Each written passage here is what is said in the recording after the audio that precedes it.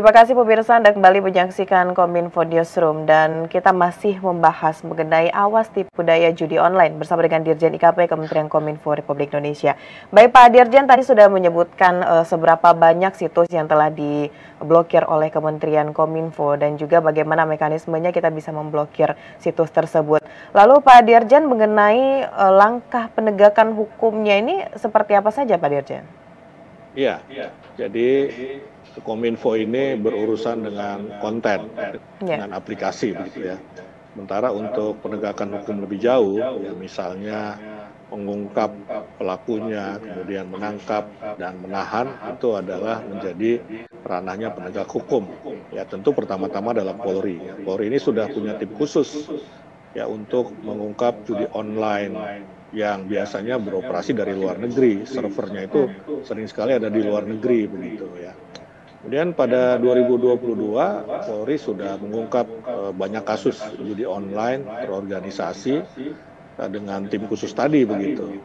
Nah tim ini juga harus bekerja sama dengan 5 kepolisian negara sahabat, yakni Kamboja, Thailand, Malaysia, Singapura, dan Filipina untuk memburu para pelaku yang melarikan diri ke luar negeri ya. Karena kalau kita lihat ini kan negara-negara lain di ASEAN saja itu banyak yang melegalkan judi, ya. Melegalkan ada yang melegalkan seluruhnya, ada yang melegalkan sebagian ya, misalnya melokalisasi tempat judi ya, misalnya di Malaysia ada Genting Highland gitu ya. Nah, hanya Indonesia barangkali dengan Brunei yang mengharamkan atau melarang perjudian. Ya, jadi memang banyak pelakunya itu justru ada di negara tetangga, negara ASEAN gitu.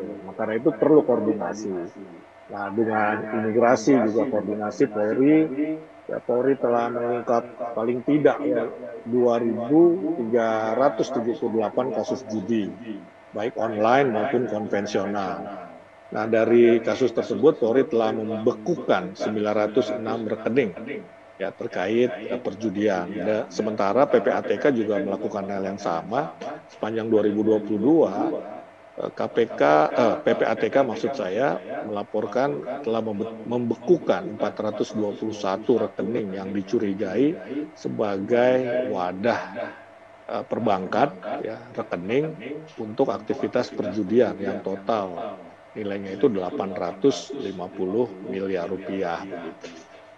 Iya, Pak Dirjen, kita seperti yang Bapak singgung tadi bahwa di Asia Tenggara begitu Pak ya masih memang banyak sekali negara yang melegalkan judi online ini dan ini juga menjadi salah satu hal yang harus diwaspadai oleh pemerintah Indonesia dalam hal penegakan hukum. Lalu Pak Dirjen, sejauh ini kira-kira inovasi dari regulasi hukum ini sudah ada Pak dari pemerintah?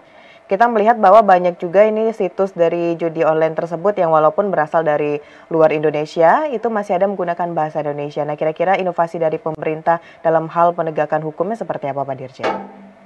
Ya, jadi hukum kita ini sebetulnya sudah mengatur secara komprehensif ya perjudian.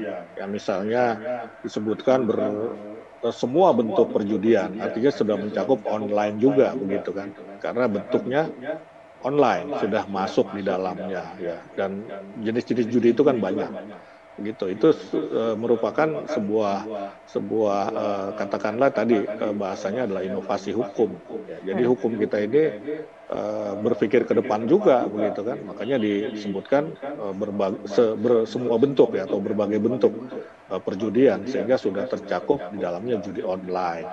Nah kemudian sudah juga bisa menjangkau promotornya misalnya, atau sekarang banyak menggunakan influencer ya. Iya. Influencer itu sudah bisa menjangkau. Jadi yang mempromosikannya pun berdasarkan hukum kita itu bisa kita kenakan sanksi pidana begitu. Kita kenakan sanksi pidana ya karena disebutkan ya segala aktivitas yang terkait dengan perjudian ya. Perbuatan pelanggaran pidana perjudian itu bisa dikenakan hukum kita begitu ya, hukum pidana. Nah kemudian termasuk juga SMS blast atau WA blast. Nah ini sudah tercakup di dalam Undang-Undang ITE ya, sudah tercakup di dalam Permen Kominfo PP begitu. Nah Karena itu seperti saya sampaikan dalam konteks modus baru ini ya, modus baru ini biasanya dia ini 1 jam atau 2 jam ini kalau ada pertandingan bola begitu ya. Nah ini mempromosikan judi, bisa taruhan di situ siapa yang menang atau tebak skor begitu kan. Nah ini kita sudah berkoordinasi ya dengan penyelenggara layanan telekomunikasi atau OPSEL, operator seluler, ya untuk mencegah konten judi online. Nah kemudian juga kita ya ini nggak ada artinya kalau tanpa partisipasi masyarakat. Ya, masyarakat kita harapkan dukungannya paling tidak ya nomor satu jangan deh terlibat perjudian begitu kan, hati-hati kita begitu. Yang kedua ya melaporkan kalau di media sosial misalnya menemukan konten yang berbau judi atau kalau menemukan tadi rekening itu ya bisa ke cek rekening.id kalau menemukan konten perjudian di dalam media sosial bisa melapor atau mengadu ke aduankonten.id begitu.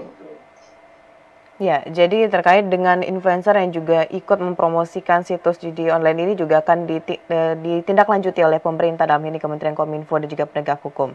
Baik Pak Dirjen, kita lanjutkan setelah jeda pariwara mengenai judi online di Indonesia. Pemirsa tetap di program Juru Bicara.